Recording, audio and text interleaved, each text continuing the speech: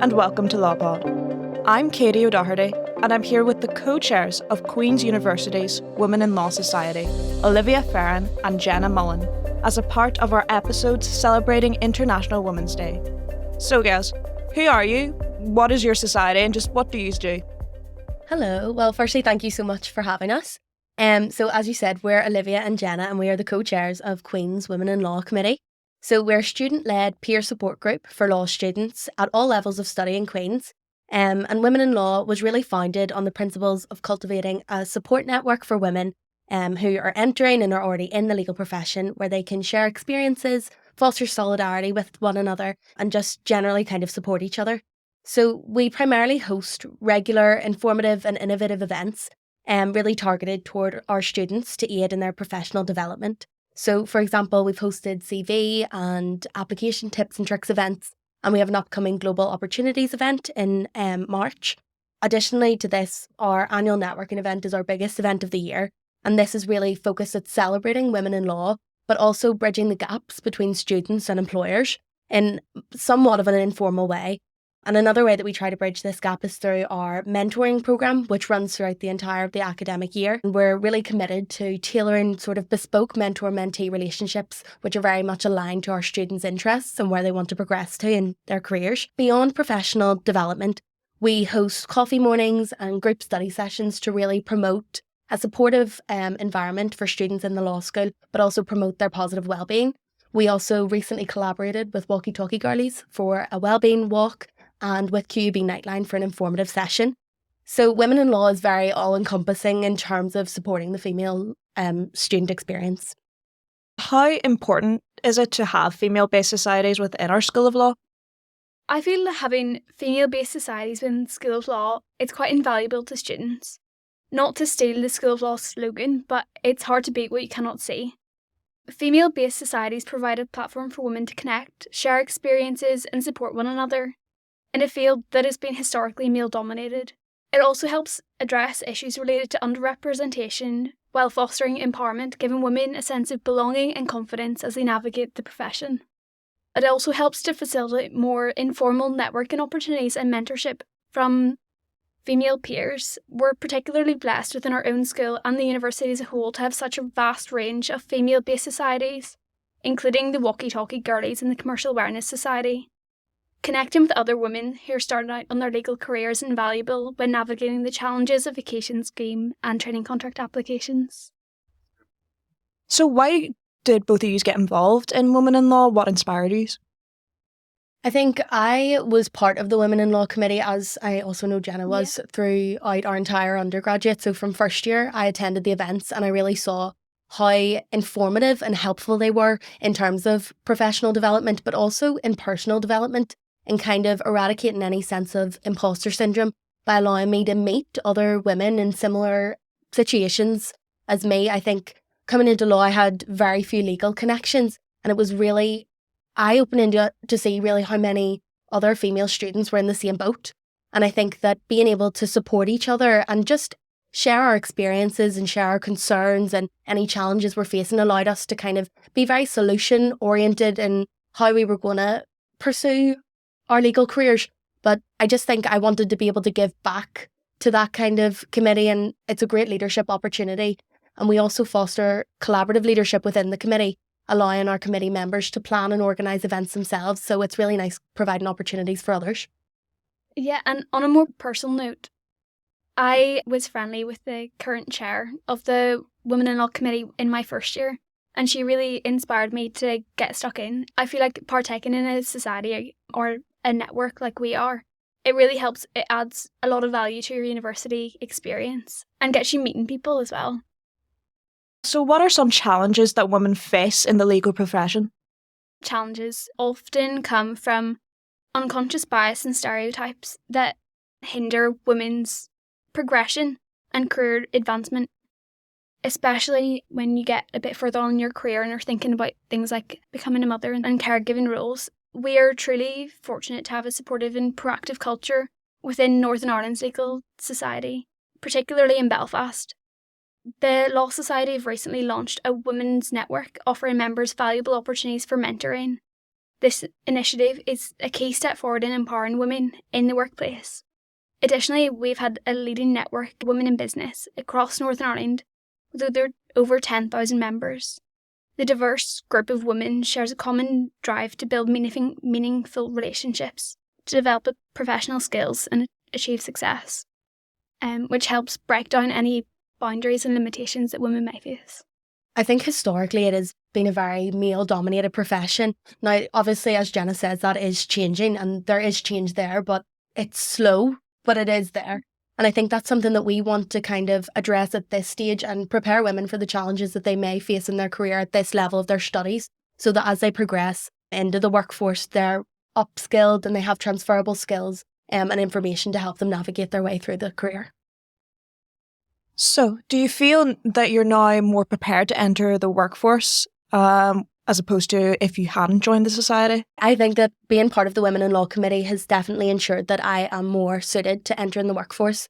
In my second year of university through Women in Law, I was able to secure mentorship from a solicitor in a leading firm in Northern Ireland. And this was absolutely instrumental in identifying kind of where I wanted to go with my career and the routes I needed to take to get there.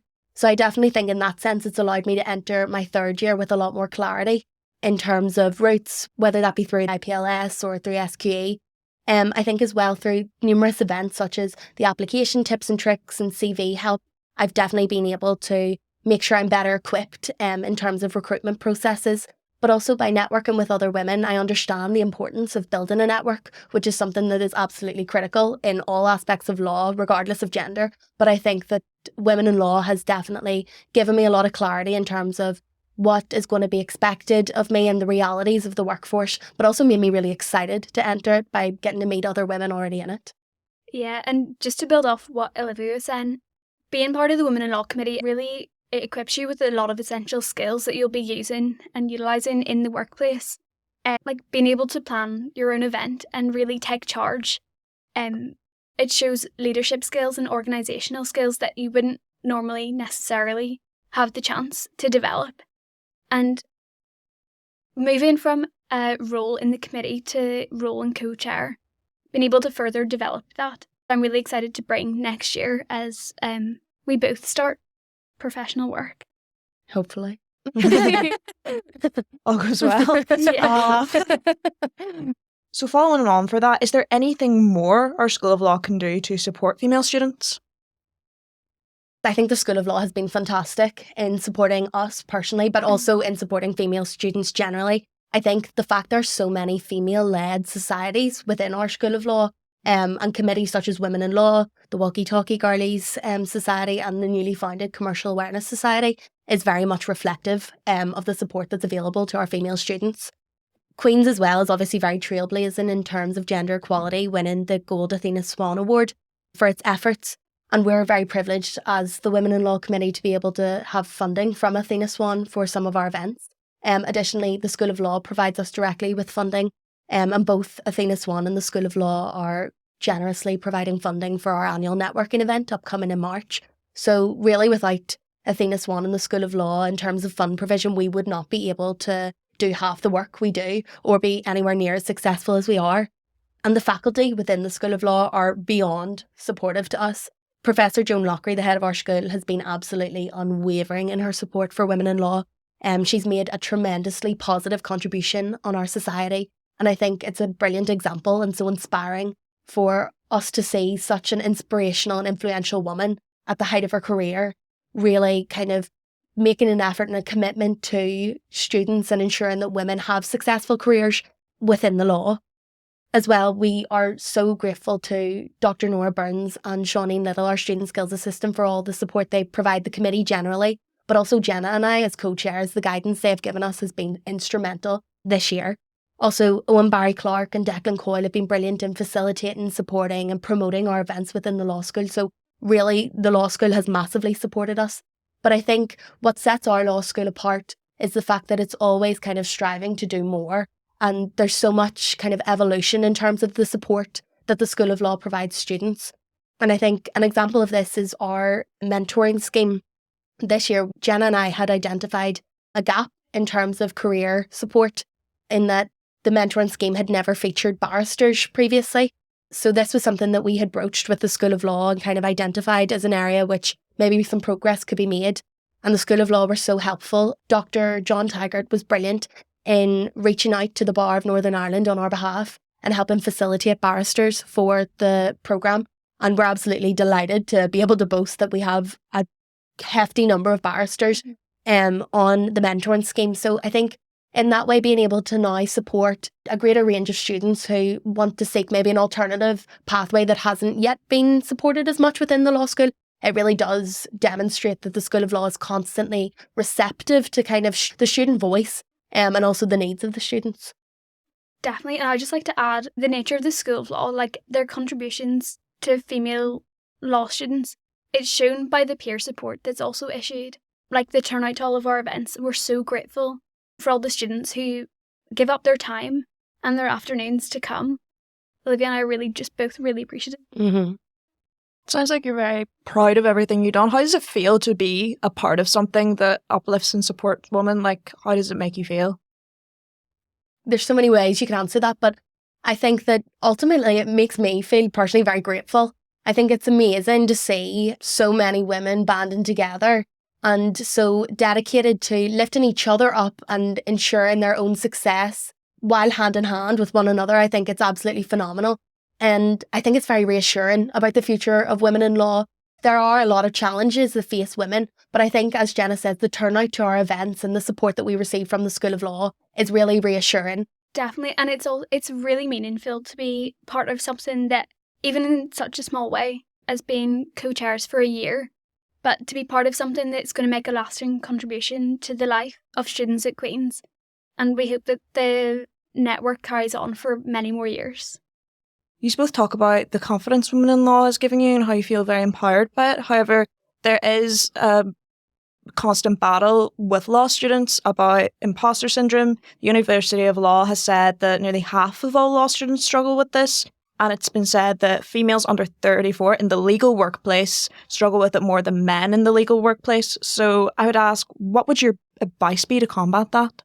I feel like this is where it's really important to get stuck into life at university, especially in connecting with other students. You'll quickly realise that imposter syndrome is very common. It's something that I have personally struggled with in the past, especially in such a competitive field such as law. If you listen to anything on this podcast today, on this episode, recognising that you're not alone is probably the most important takeaway. Nearly half of law students experience it, and it's not a reflection on your ability, intelligence, or potential. Feeling like you don't belong doesn't mean you don't deserve to be where you are. It's important to acknowledge any feelings of imposter syndrome, but remember, it's just a thought, it's not a fact. And it's important to separate your feelings from your true capabilities. A beneficial way I've dealt with imposter syndrome is through partaking in the Women in Law mentoring scheme. The mentor I received from Women in Law was invaluable to me, especially in my first year at university. Having someone who could guide me through challenges and offer advice was a great help with any feelings of imposter syndrome.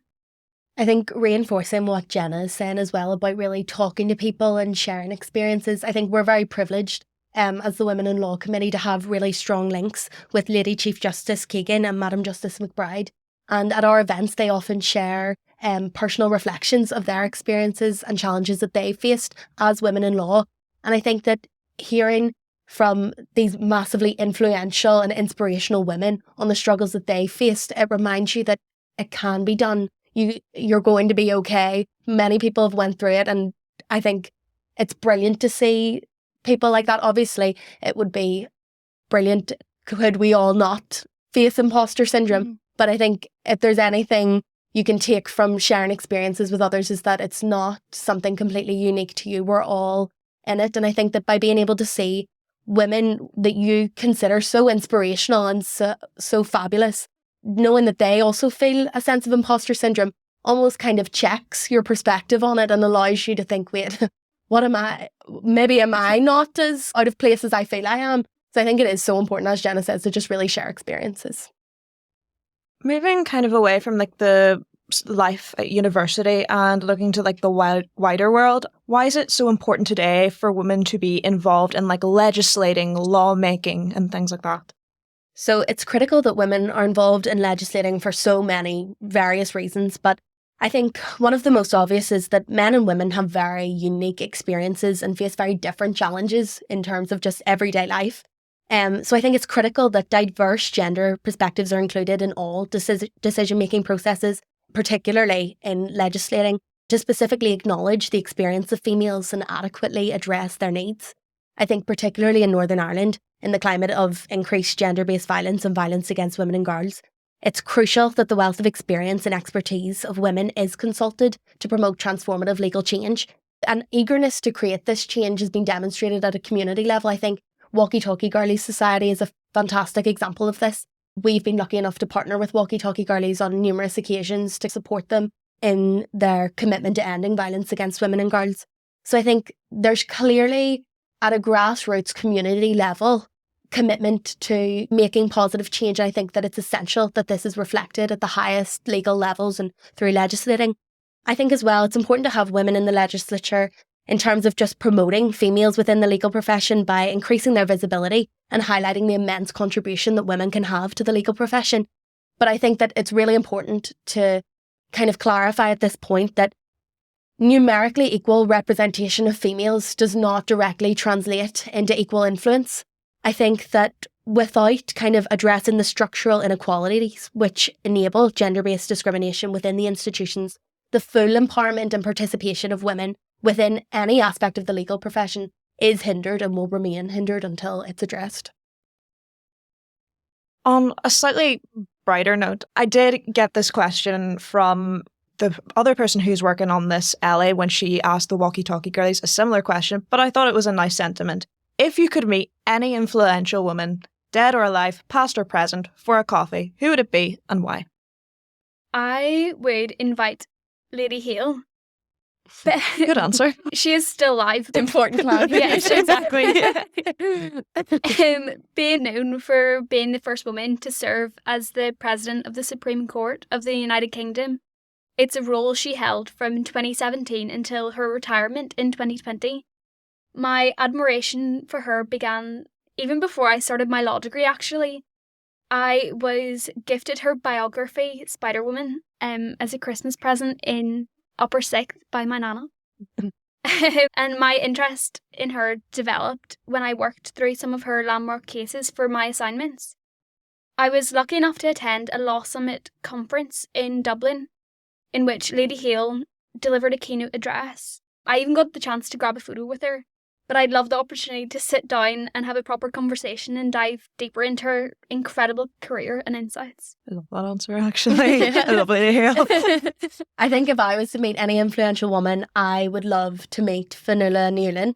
Fionnuala is the former UN Special Rapporteur on the promotion and protection of human rights and fundamental freedoms, but she's also a professor here at Queen's.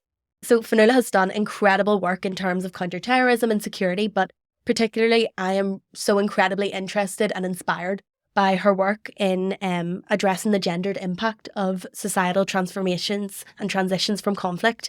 I think her academic contribution to feminist legal theory is absolutely fascinating. And in fact, I might have the opportunity to speak to her because Fionnuala is the keynote speaker at the annual Women in Law networking event in March. So I am so excited to hopefully get to speak to her and maybe kind of pick her brain a little bit on the areas which she does so much of her work in. Maybe Shameless plug. Shameless plug, yeah. Maybe you could ask her for a coffee afterwards. I got to have a coffee with her. Yeah. Oh, she's lived your dream. I know. It's hard meeting your idols. I know. A bit starstruck. All right. My final question today would be, have you any plans for International Women's Day? What's Women in Law doing for it to market? Yeah, we are collaborating with the newly established women-led Commercial Awareness Society. We are going to be holding a panel discussion with some legal professionals, including a solicitor from Cleaver Fulton Rankin and a legal professional from PwC. The panel is going to be combating issues such as imposter syndrome and what it's like working in the legal profession, especially as a woman. Following the discussion, we will be opening the floor for a Q&A session where students will have the opportunity to engage with the panellists by either submitting anonymous questions or asking the attendants directly. The segment will allow attendees to gain first-hand insights from professionals at the forefront of their respective fields. And there's even going to be a surprise giveaway at the end of the event, so it's not one to be missed. Well, we recently collaborated with the Walkie Talkie Girlies Society for a wellness event, which was themed on kind of Galentine's, which is a new trending word we have learned this year. And this allowed us to go for a wellness walk with them. And then we had QB Nightline come in and give our students a few action points and tips and tricks on maintaining positive mental well-being, particularly during exam season. And this was followed by cookie decorating for Galentine's. And then upcoming as well, as we say, we have our annual networking event on the 26th of March. And this is ultimately just a massive celebration of women in law, which allows us all to kind of connect and foster the sense of solidarity that women in law is really founded on. So we have a lot lined up, but it'll be good. It's exciting. Thank you, girls. That brings us to the end of our time. Thank you for coming on. It was a pleasure to interview you both. Thank you so much, Katie. Yeah. Thank you. We really appreciated it. Yeah, it was a lovely chat. Thank you.